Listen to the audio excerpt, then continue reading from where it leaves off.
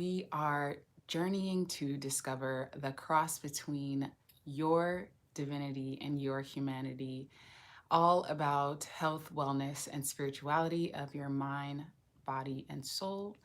So let's dive in. My name is Rachael Alexander, and hello,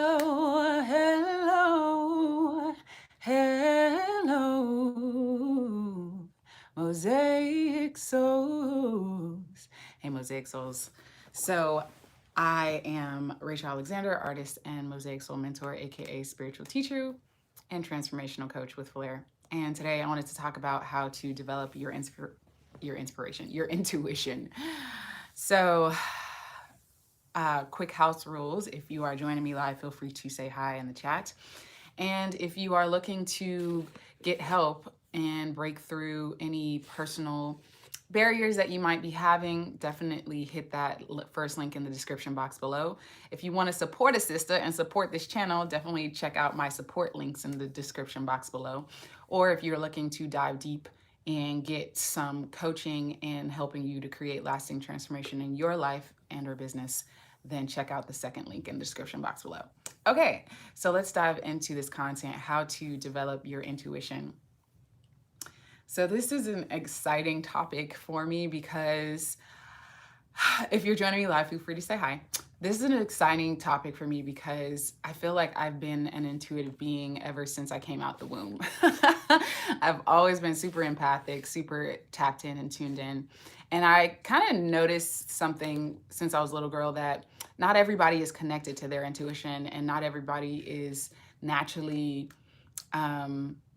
tuned into the sort of energetic and hello, Miss Cherokee, welcome back.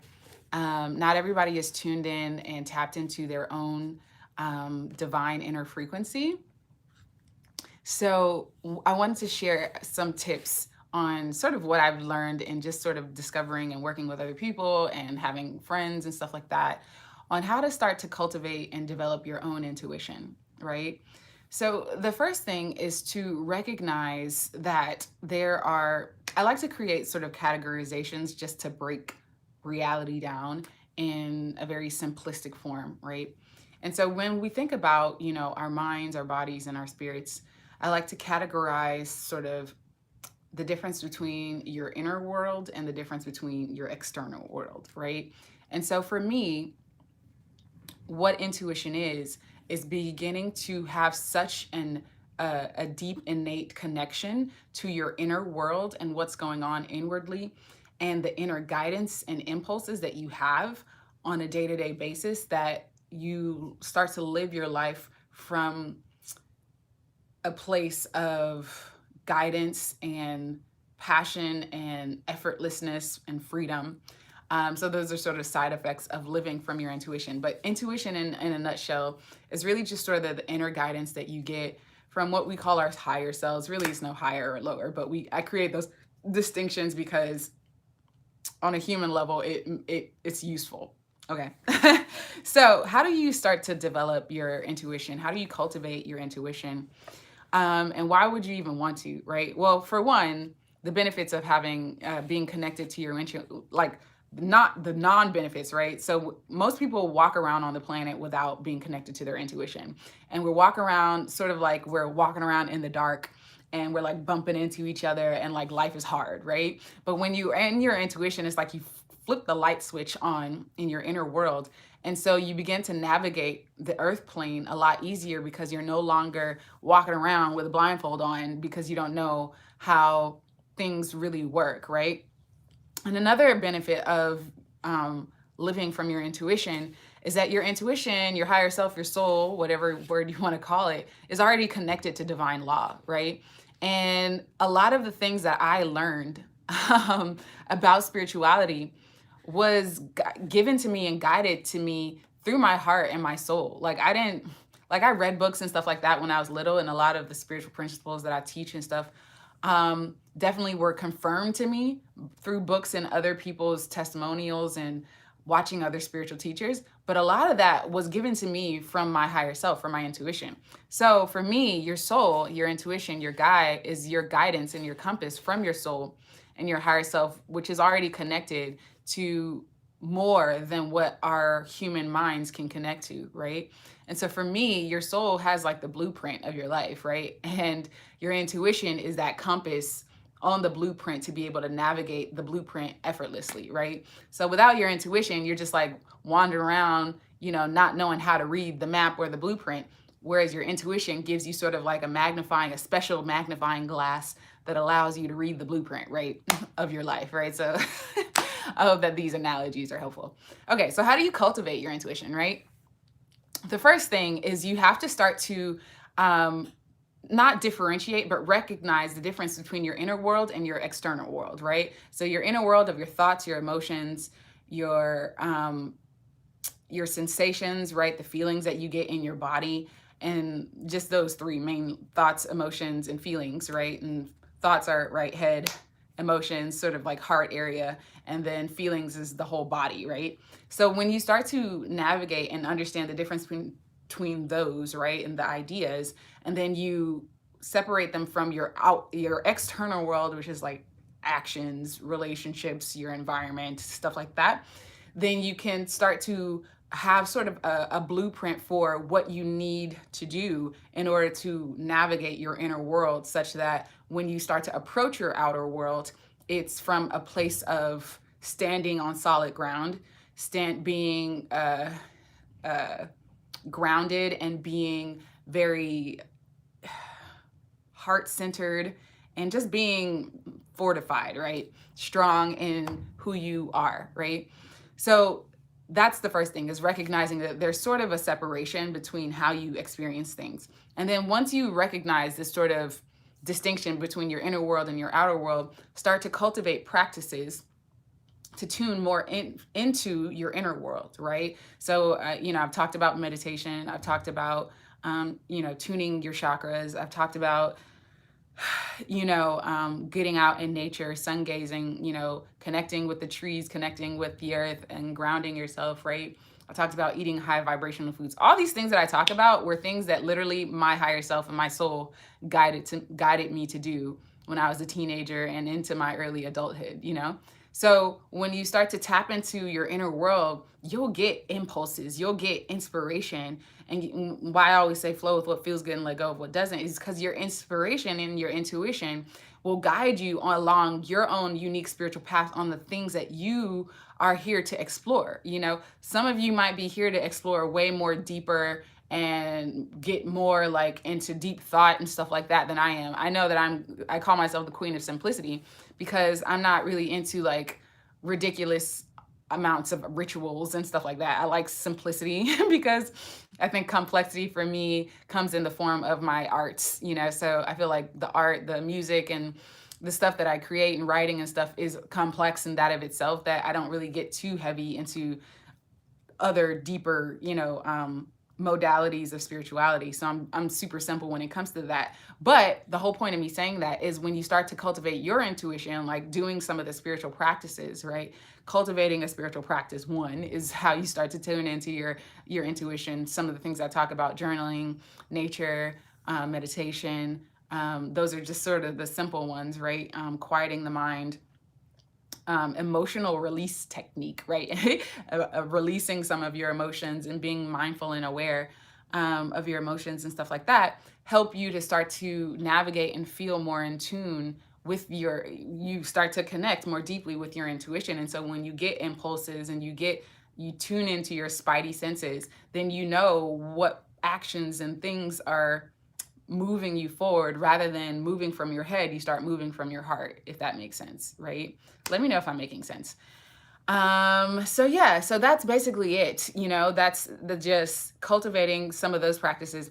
And one of the things I was going to talk about, and some of the things that I used to really be into as a kid, I remember when I was like 8 or 9, and we got our like first computer right back then. And when computers were, and then my dad had got a computer from his job. He worked at General Motors, and they sent him home. All the employees got computers, and we got a computer, and we had like AOL connection and stuff. And like my dad would like always take us to go shopping and stuff for school at TJ Maxx and Marshalls and places like that. And I remember they used to have these racks full of like CD-ROMs and stuff like that. And I remember I would always go there and see what CD-ROMs are there. And me being such a super like deep child, like the CD-ROMs I would pick up is like, there was this CD-ROM on like astrology and numerology, and there's like these little games teaching you how to do astrology and stuff like that. I remember being into that when I was like 8 and 9 and 10, you know what I mean?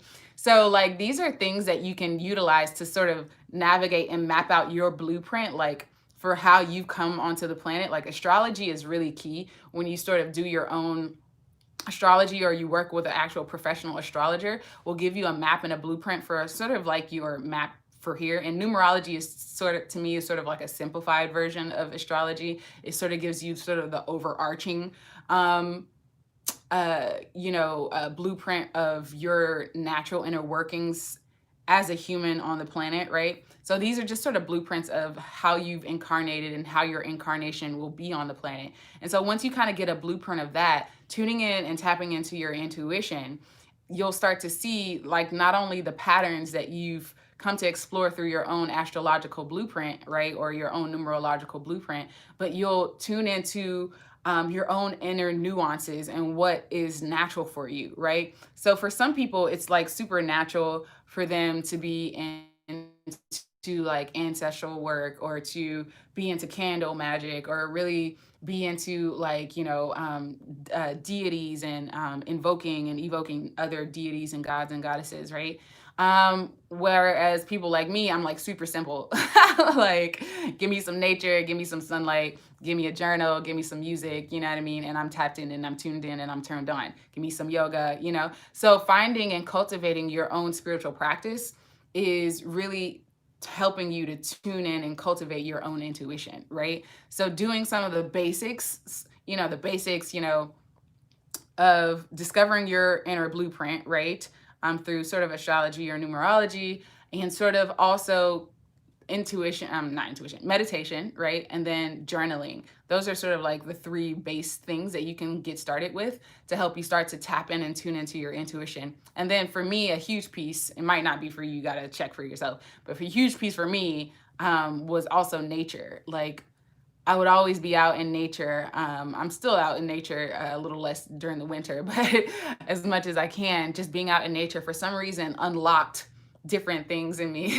One of my friends used to call me a fairy because I was always out in nature, and I'd be like talking to the trees and stuff like that. And they'd be talking back to me, man. They'd be like downloading me with information and stuff like that, you know? So like, for me, I always felt like really connected with nature, right? That was sort of something that sort of unlocked. And then a huge piece too that people don't talk about is learning to be alone, right? So if you're one of those people, and not to say that you have to be alone, but your intuition is a very centered sort of activities compass, right? It's your own inner compass. And so if you're always bombarded with all these distractions and other people's thoughts and other people's energy and other stuff like that, and you never give yourself time to be alone, then you won't be able to tap into your intuition, because your intuition is sort of like the baseline from which you can move throughout your life. But if you've never established that baseline, you can't move from your life because you're always distracted. You're always being pulled in many different directions, in many different ways, that you can't tap in and tune in to your own inner guidance, right? So learning to be alone, learning to love silence and quiet and solitude, right? And it doesn't have to be for like, years on end, right? It could be just for a few minutes or hours a day, right? Just giving yourself that alone time to do some of these other practices that I shared is really what helps you to cultivate your intuition, because that's also something that I noticed that was sort of natural for me as I was the youngest of three.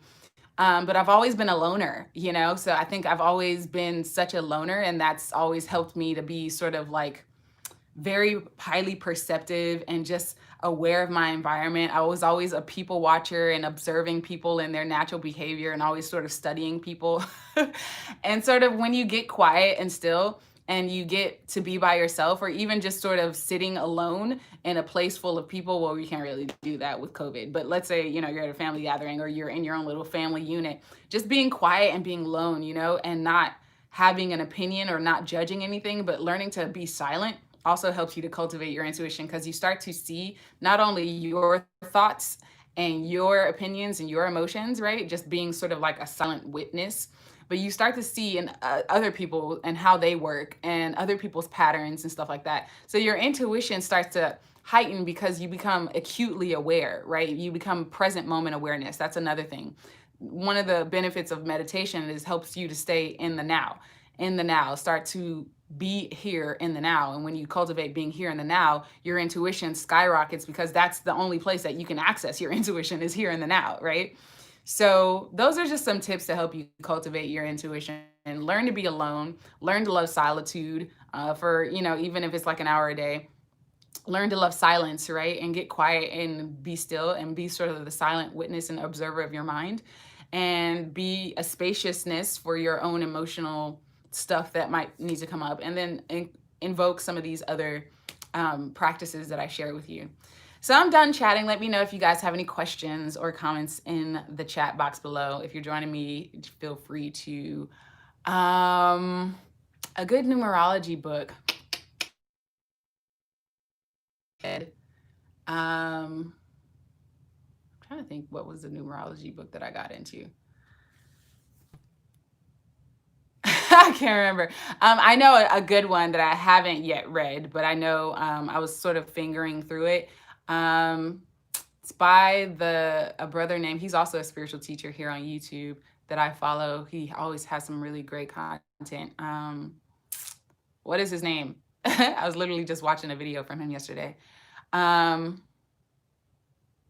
His name is escaping me. What is his name? Come on. Something about like deity numerology or something like that. Deity linkage numerology or something like that. His name, come on, Rachel. I can't remember his name. I will post it in the chat afterwards. It'll come to me when I'm not thinking about it. Anytime I try to recall something and it's not coming, it'll come to me when I'm not thinking about it. But his name, I can't remember his name, but it's something about deity linkage or something like that. But I was thumbing through it online, and he gives like a really good solid foundation for like numerology in his book.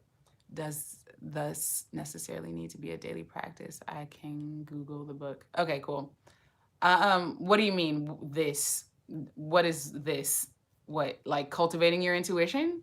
I definitely feel so. To me, I mean, it's up to you. I'm not sure what you mean by this. Do you mean numerology or cultivating your intuition? Oh yeah, for me, it's like, really, it's up to you. I mean, you're a sovereign and divine being. But for me, cultivating my intuition on a day-to-day basis, well, I feel like it's so inbuilt into my daily habits that for me, it is a daily habit. But to me, my question for you is, what do you want and what is important for you as far as like spirituality for me and how you want to live on the planet? For me, I'd rather not walk around with a blindfold on, walking around in the dark. So for me, cultivating my intuition helps me to keep the light on. So for me, it is a day-to-day practice, right? And some of the things we talked about in previous lives definitely help to do that, everything that I'm talking about, right? So cultivating, just having that daily spiritual sacred time. And it doesn't have to be hours on end, but having that daily sacred time will help strengthen your intuition and help you learn to listen to your inner voice versus external voices outside of you. So for me, it's definitely a daily practice for sure. It's not rigid or, I want to enhance my intuition even further. Yeah, for sure, for sure. Yeah, definitely check out, I don't know if I have the link in the description, but if you go to indigoray.com, I have a guide on, essentials to building a spiritual practice. So you can opt in for that. And I talk about different practices and sort of walk through on how to cultivate your own spiritual practice to help enhance your intuition and all that good stuff. It's free. It's a free guide. So definitely check that out at indigoray.com.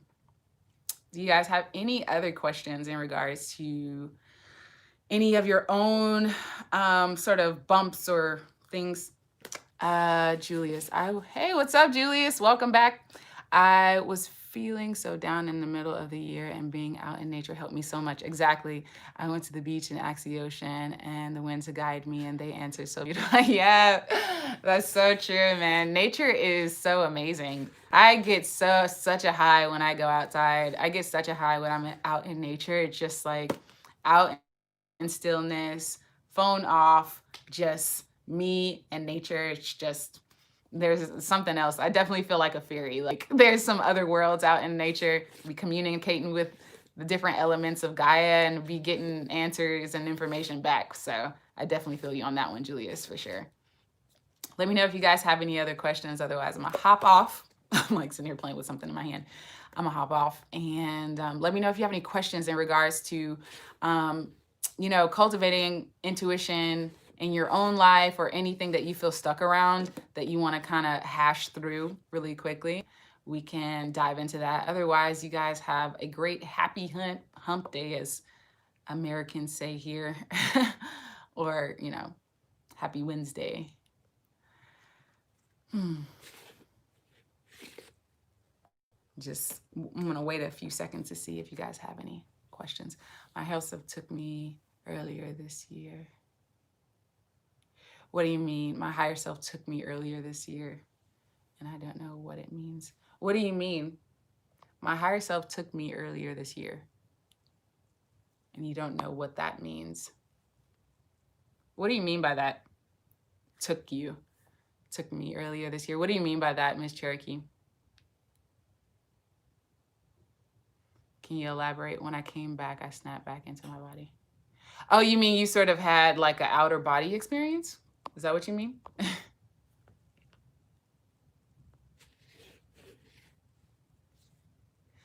Do you mean that you had like an outer body experience? If you're joining me live, feel free to. Okay, cool. Yeah, so I'm like the queen of simplicity, and because I know that you're a sovereign and divine being, you're the one creating your own reality, so you can give it whatever meaning you want it to give it, right?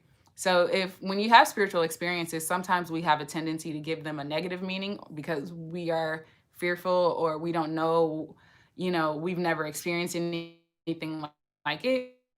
But what I want to encourage you to do is recognize that you are a sovereign being. You are the one creating your own reality. So you give it meaning that serves you. I didn't initiate this one. Yeah, no, I've definitely had very similar experiences. I remember when I had a very interesting out of body experience, I think in 2014. And that definitely wasn't initiated. I was like in between dream and sleep state, and I went into complete darkness, except I like left my body, and I was like part of infinite darkness, but I felt so free and infinite. So I've definitely had similar experiences. To me, I have a tendency to give those types of experiences positive meanings because I don't see the negative meaning. So what meaning do you want to give it that serves you and your divinity, on your, path as being a human, For me, when I had that sort of outer body experience, I was like, oh, that's my higher self showing me that I'm not this human body. Like this whole thing is an illusion. So for me, it was sort of like, I really woke up and it was like, oh, because sometimes we can get so caught up in the humaning aspect of our lives that we forget that this is all a game and this is all an illusion, and we don't have to take everything so seriously all the time. And so for me, when I had that experience, the meaning I gave it was, oh, my higher self is like, wake up, bitch. You ain't just human, okay? This is all an illusion. So that was the meaning I gave. So, I invite you to give it a meaning that serves you in your journey. Yeah, so that's sort of my tip there. If you guys don't have any other questions, it was me and, okay, because it was me and, I'm waiting for you to finish your sentence. If you're live with me, feel free to say hi. See some folks on the chat, feel free to say hi in the chat. I was like two different mess. I don't know if you're having like typos, but I'm trying to understand what you're saying. Only very different from other ones. I didn't initiate this one. Okay, because hey, Miss Wild Harmony, welcome back. Welcome back. I was like two different mess. What do you mean by that, Miss Cherokee? Kind of trying to understand your typing. It was me and I was like two different mess. I don't know what that means. I'm trying to understand you. Can you clarify for me, Miss Cherokee, what you mean? If you have any questions, feel free to post them in the chat below. I'm pretty much, hands are cold, laugh out loud, two different me's. Oh, okay, sorry. You said hands are cold. Yeah, okay. I was like two different me's. Oh, okay. I'm okay because it was me. And I was like two different me's, only very different from other ones. I didn't initiate this one. So you had an outer body experience where you experienced like two separate versions of yourself kind of thing. That's interesting. Yeah, I would definitely act like, tune into your higher self and, see what kind of meaning you can grok from that. I remember having a dream of a friend of mine who had like multiple different people in the house, and I thought that was very interesting. That was definitely a very enlightening dream. I know the other me was trying to show me something, but I don't remember the rest of it. Okay, cool. Well, maybe you can recall tuning in by meditating or see what meaning you can grok from what you do remember. Because when you have spiritual experiences, it's always, for me, it's always, it could be one of two things. It's usually either another spirit, because you could be sort of a medium or whatever, and you're tuning into other entities and energies, and or it could be your own entity or energy trying to wake you up to something or give you insight into something about something in your life, right? So that's how I usually refrain from it. And I usually, me, Queen of Simplicity fashion, I always give things very simplistic meaning. So, because I know that I came here specifically for the human experience and to explore what that means. Okay, good idea. I haven't meditated on that. I'll do that. Yeah, for sure, for sure. Yeah, tune in, see what comes to you, and write it down. Another thing that, I used to be good at, but not really good at the same time, because I've been dreaming all my life, and I used to keep a dream journal a lot too, or well, me, I journal a lot. So I would write down my dreams or visions and stuff like that and what it meant. Sometimes when I'm too lazy to write, I'll just record it on my phone and record it and, have it as a audio recording, because I can speak faster than I can write. So, just keep a log of like your spiritual insights, because that also can help, because you can kind of refer back to it and see how far you've grown or whatever insights and stuff. Because sometimes that's what I'll do. I'll like go through my journal and like read past things that I've discovered and I'm like, oh yeah, I remember that, So reiteration, right, is also helpful. Well, you guys, if you guys don't have any other questions, thank you guys for tuning in with me tonight. I hope that this live has been helpful. And as always, flow with what feels good and let go of what doesn't, because you are divine. You are a divine being, and your soul knows exactly what you've come to explore and experience. So vibrate higher. And if you're welcome, you're so welcome. And if you guys want to check me out for the gifted coaching session, check out the first link in the description box below. Want to work with me further, the second description box below, or want to support me and this channel, check out the support links in the description box below. I definitely appreciate any gifts or donations you guys want to send my way. And you guys have a wonderful night. And remember, what you conceive is what you'll receive. What you expect is what you'll get, and however you feel is what will become real for you. So vibrate higher, and I will chat with you guys later. Peace, love, and light.